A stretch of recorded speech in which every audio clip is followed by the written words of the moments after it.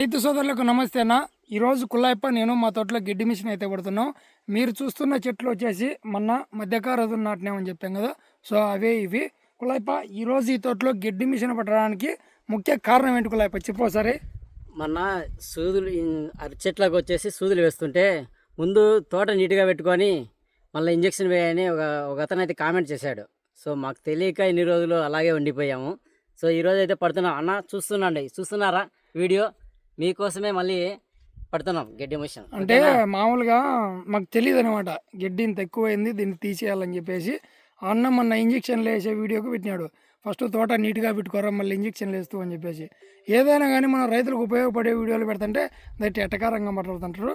కాబట్టి మేము కూడా వాళ్ళకి సమాధానం చెప్తున్నాం. అన్న నువ్వు ఇన్ని రోజులు చెప్పలేదని చెప్పేసి మిషన్ పట్టలేదు, లేట్ అయిపోయింది అంటే ఆ పక్క మేము మిర్చి నాటాలని, అరటి నాటాలని, రెండో చెట్టుకు మందు పెట్టాలని, దానివల్ల లేట్ అయిపోయి దీన్ని కొద్దిగా పట్టించుకోలేదు.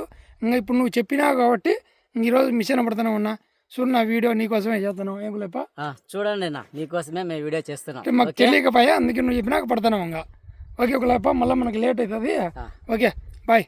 నేను మీ పిల్లలు జయరైతు బిడ్డ.